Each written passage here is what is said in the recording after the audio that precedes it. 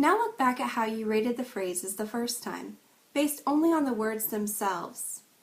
An American would have likely rated all of these as sincere, except for number 7. That's because the word nice, while it can mean good or something positive, it can be often used as something that's not quite good in English. And so, or maybe just a little bit less than good. So an American would have likely rated this as somewhat sincere or maybe undecided. They would say, I'd have to hear it spoken to know what they really meant by it. In some cultures, language is taken very, very literally. So if you see the word nice or hear the word nice and you know it means pleasant, enjoyable, and good, then every time you see it written or hear it spoken, you're going to take the definition of pleasant, enjoyable, and good. In other cultures, on the opposite extreme, the literal meaning is less important. They would put more priority on the relationship they have with the speaker or on the behaviors of that person, maybe the atmosphere of that conversation. They would be focusing on context clues much more on the literal meanings of the words being used. American English, when you compare to all the different cultures, is pretty close to German. They view literal meanings as very important, more important than many cultures do. And yet, pronunciation features in American English are much more important than they are to maybe Germans. Pronunciation features really do change the meaning a lot when you're listening to an American speaker. So for example, if an American was asked, "How are you?" and they respond to that question with the words, "I'm fine," the words themselves might actually mean less than good. They're often used in that context to mean something a little bit less than good, but they can be used to convey any meaning the speaker wants. For example, if they want to say that they actually are good, they would say, "I'm fine." If they want to say that they're doing somewhat bad, they might say, "I'm fine." If they want to say they're doing very bad, they might say, "I'm fine." They could convey that they're angry. "I'm fine." Or maybe that they're sad. "I'm fine." By using the words themselves aren't quite as important as the pronunciation features used to convey the meaning behind the words for an American. Therefore, when you're listening to American English, it's important to listen to the tone with which they say the words that they're using. Because of this difference between the literal meaning of the words and the meaning created by pronunciation, you likely rated these sentences differently the first time than you did the second. Now let's take a look at how an American would have maybe rated these phrases. Compare your answers when you rated them the second time to what an American might have rated them as. Was this any different? If it wasn't, then you have a good sense of what sounds sincere in the English language. If you had any differing answers, let's take a look at why this might have happened. Americans use the pronunciation features of intonation and stress to convey meaning. By intonation, I mean the patterns of pitch, kind of like musical notes. So, how high you are and how low you are. They also use stress to draw attention to a word or a part of a word using pitch or loudness or by stretching out a word long in time. These two things are used widely to convey meaning in American English. They are also used in other languages as well, but sometimes they don't convey as much meaning. And usually, in most languages, the breadth of pitch is much more narrow. So an American might have a very broad kind of pitch, and in other languages, it's much more narrow. Let's take a look at how it compares to Japanese. We'll listen to an American greeting as well as a Japanese greeting. Listen carefully to the differences in pitch, so the patterns of pitch in the intonation. How much more broad is it in the American English greeting than it is in the Japanese greeting? Also listen to the patterns of stress. Compare the American greeting to the Japanese greeting based on how long certain words are spoken and how loudly they're spoken. A common American greeting might be something like, "Hi, how are you?" Or, "I'm very happy to meet you." A common Japanese greeting would be something like this. "Konnichiwa, genki desu ka?" Did you notice a difference between both phrases in regards to pitch and intonation?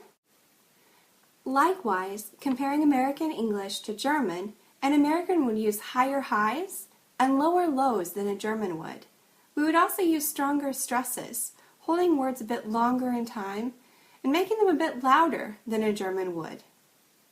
Now, why is this so important to cross-cultural communication?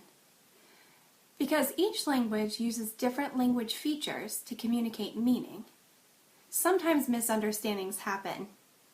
If you try to interpret someone from another culture based on your own language patterns, you might misunderstand their meaning, their attitude, their intention, maybe even their personality or their character. And because these misunderstandings happen, it's important to understand different ways they could happen. For example, Americans tend to focus on how you sound, so the pronunciation features. If they're speaking to a German or someone who is focused more on the way the language is formed and the words that are chosen and the order those words are put in, then there might be a misunderstanding. The German's focused on the words, and the American is focused more on how the words are pronounced with specific highs and lows and strong stresses, and misunderstandings can happen because of that. Other cultures might be speaking to a German and they might be focused on the situation and the behavior more than the words that are spoken, and those people might be misunderstood as well by an American who's listening to how their words are spoken. Let me give you an example. Let's say an American and a Chinese person were talking. Pay attention to the pronunciation features. The American would be listening for how high they are and how low they are and how strong the stresses are. The Chinese person is also listening for that. They're paying attention to behaviors as well, but they're listening also for kind of a softer, more monotone sound, which presents you as humble. So the American might say something like, "Hi, how are you?" And the Chinese person says, "I'm fine, how are you?" The American responds, "Great, how was your weekend?" "My weekend was fine. How was your weekend?" "It was good. How's that presentation coming?" "Oh, it's coming fine. How's yours?" "It's going pretty well." As they talk back and forth, judgments are happening that neither of them are probably even aware of. The American is probably thinking, "Wow, this person sounds very shy. Maybe they're bored or not interested in this conversation.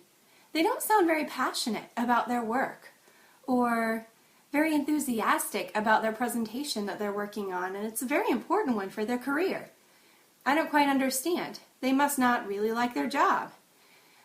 Maybe they're just not very confident. Maybe they need to be encouraged a little bit." Now, Chinese person might be thinking, "Wow, why is this person so arrogant and proud? Why are they trying to draw attention to themselves? They sound like they're just wanting attention because they're so broad in their pitch. Hi, how are you?" And it just sounds like too much to them. They don't sound humble as a Chinese person would be expecting.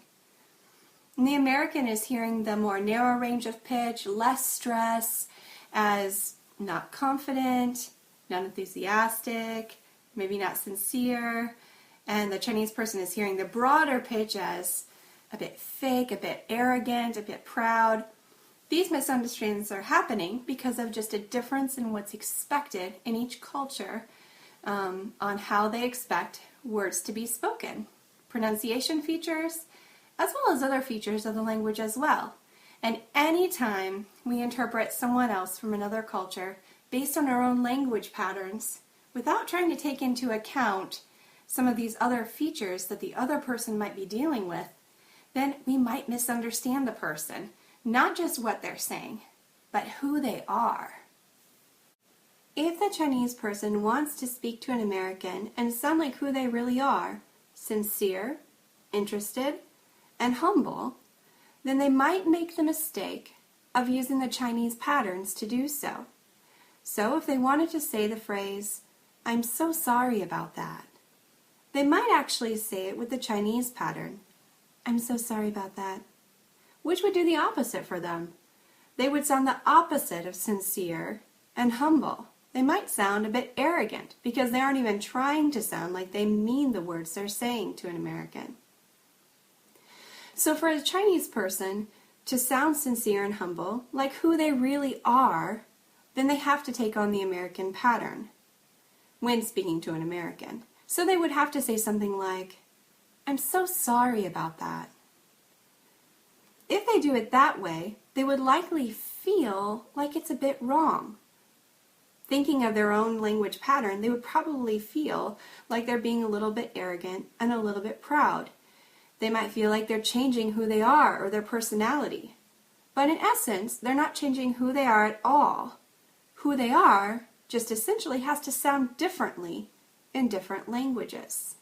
Now let's consider the misunderstandings that could happen between an American and a German. If an American were giving feedback on a German's presentation, an American might say something like this: "That was an excellent presentation. You did a really nice job." Whereas a German might say something like, "That was a nice presentation."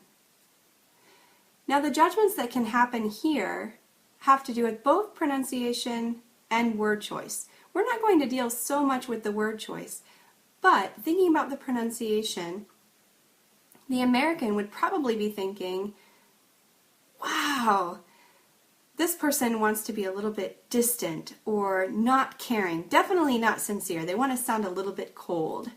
Thinking of the word choice, using nice is actually telling me that it was something less than good. Whereas the German would likely be thinking, "This sounds a bit exaggerated, a bit extreme, a bit over the top. What's wrong with this person? Why do they sound so fake, kind of like a bad actor?" And the words they're choosing are a bit excessive. Excellent? Really? It was nice. I made some mistakes though. I could have done much better. It wasn't excellent.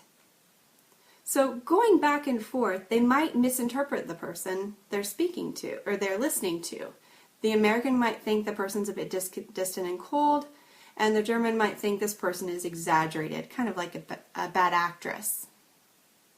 These things are happening largely because of the language difference, just because we have a broader pitch range and stronger stresses, and we also have a different choice in words. Because these misunderstandings can happen, and they often happen without us being aware of them, it's important to study how we can avoid them. And one way to avoid them is to better learn how to hear the differences of meaning and intention in a different language. So today what we're going to focus on is helping you understand how to correctly interpret the meaning of an American speaker. The intonation patterns and the stress patterns we'll be looking at really are used to convey that the American is being sincere, friendly, interested, and if they're giving a presentation or sharing information with you, then to sound interesting. Let's take a look at how an American produces these differences, and then we'll take a look at how you can interpret sincerity based on them. Take a look at this phrase. "I'm very happy to meet you." Notice there's a big jump up to very and a big jump down to meet. And meet is stressed pretty long in time. It's the longest and loudest word in this entire phrase. General guidelines that you can understand and interpret based on this are that you want to go high on an early important word. And your pitch then is going to go down every syllable after that, with a big jump down at the end. You also want to get louder and longer on the important words. In this phrase, very, happy, and meet are all stressed. Therefore, you're going to get longer and louder on them. Meet, at the end of the phrase, gets the longest stress. That means you'll spend the most time on it, and you'll be the loudest on that one. Now in German, it is not normal to stress or focus on a word that is low in pitch. At the end of most American phrases, the pitch is quite low. And it is also at the end of most American phrases where we get the strongest stress. So this is quite different from German. Notice this rule and pay close attention to it, that toward the end of a thought, when you're speaking in English, you would want to make it very long in time and a little bit louder, even though the pitch is very low. Listen to this phrase. Her husband was drying the dishes. Notice you go up on husband quite high, and then there's a big jump down between the and dishes. Her husband was drying the dishes. Husband, drying, and dishes all get stressed. That's just one way to produce this phrase. Another option would be, her husband was drying the dishes. Going up on the verb is really conveying no different meaning than going up on the noun in the sentence we just listened to. It doesn't matter as much what you go high on as it does matter that you are going high on something and going down low at the end. Let's look at another phrase. The children ran home from school. You could also say, the children ran home from school. Either way, you're going high toward the beginning and then going down low at the end. That's the general pattern. You're also strongly stressing probably the last word, school.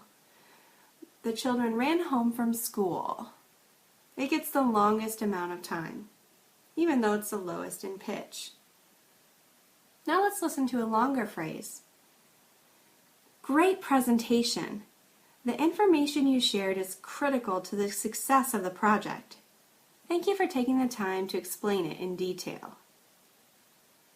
You notice a lot of highs and lows in this longer group of phrases, and a lot of stresses.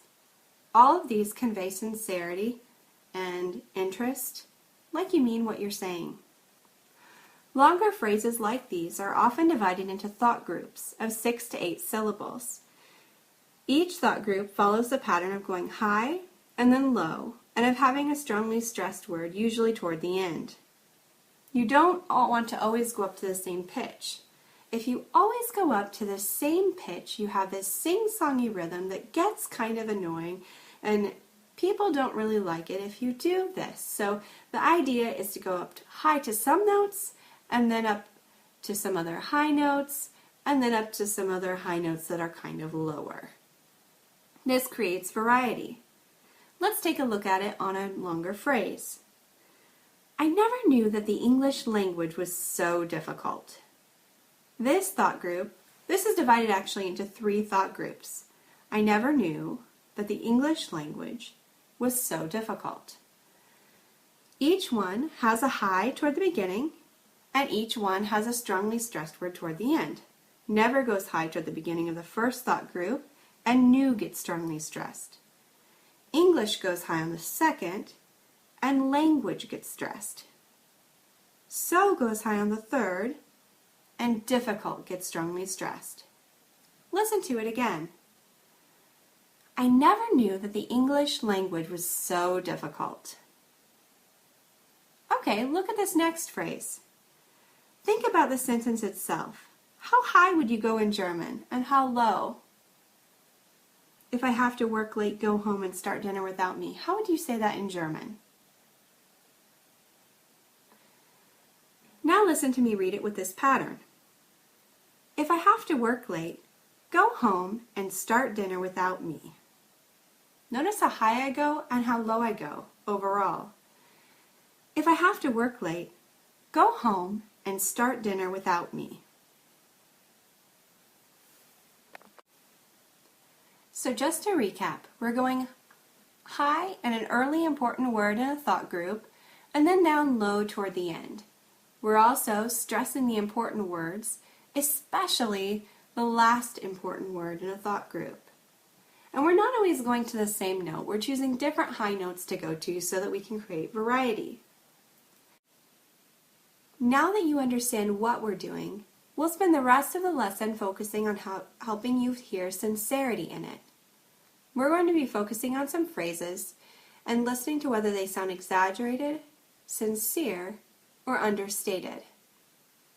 By exaggerated, I mean they're overly expressive, so they have a broader range of pitch and stronger stresses than what would be natural in sincere American speech.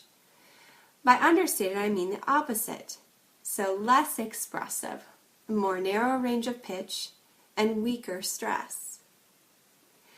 Now, sounding exaggerated or understated doesn't necessarily mean the person is being insincere. What normally happens, though, is that they're interpreted as being insincere, or they're just not believable when they're exaggerated or understated. A person who just has a personality, is very exuberant, or maybe a person that's especially excited about something might say, "I'm so happy for you," and they're really being sincere. Someone close to them would probably interpret them as being sincere, but they do run the risk of being misinterpreted for exaggerating too much. Likewise, a person who is understated could say, "I'm so happy for you." And many people would interpret that as being insincere. But maybe the person was just especially tired that day. Maybe they were sad.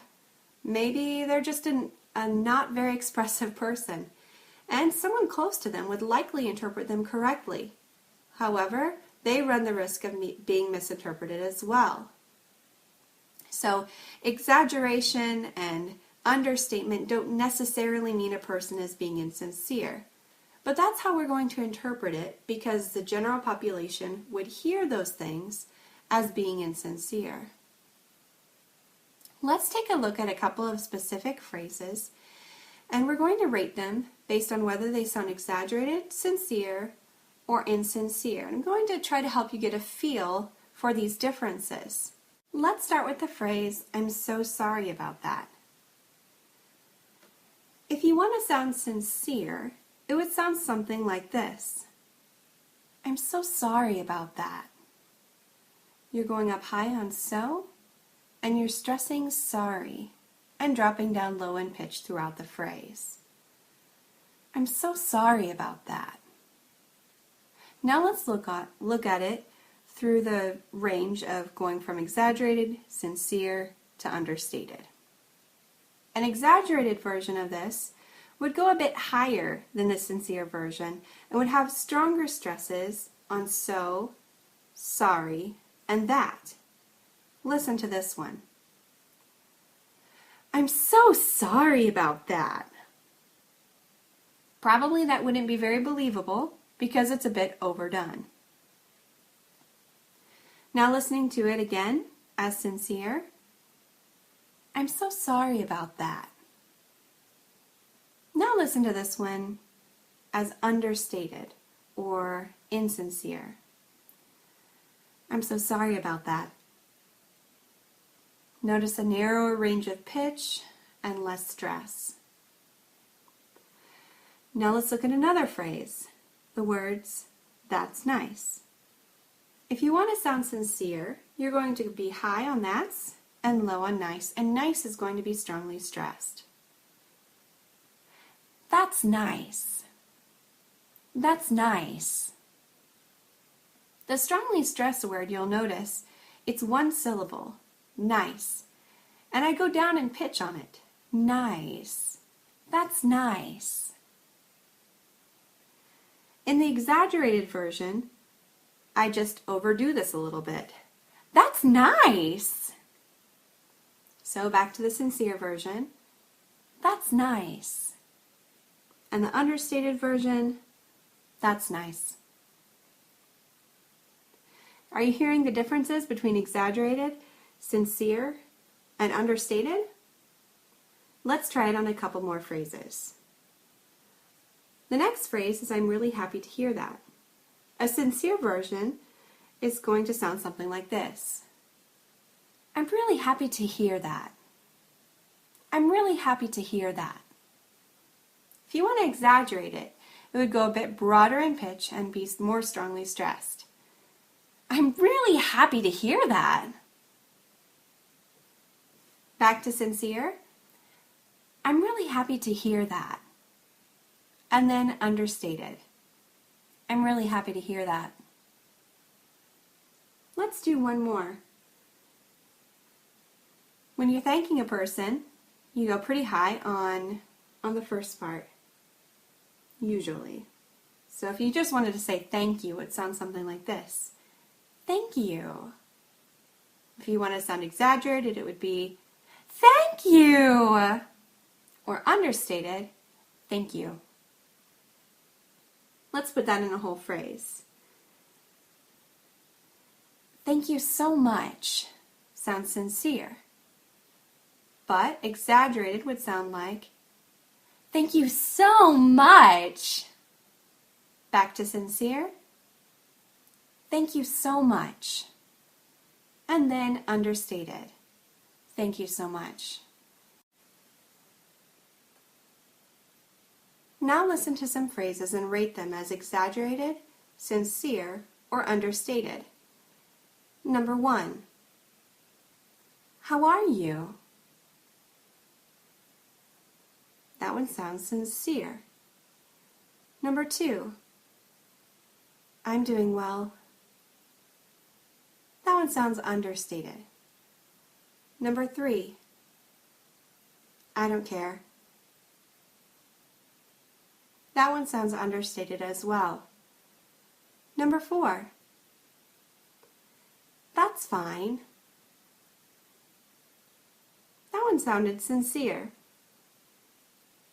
Number 5. Wonderful! That one sounded exaggerated. Number 6. I like that. That one sounded sincere. Number 7. She's a good friend. That one sounded understated. Number 8. I think it's terrific. That one sounded exaggerated. Number 9. That car is nice. That one sounded sincere. And number 10. Your office is nice. That one sounded understated. Now listen to these phrases and rate them based on sincerity. Focus not on what is said, but on how they are said.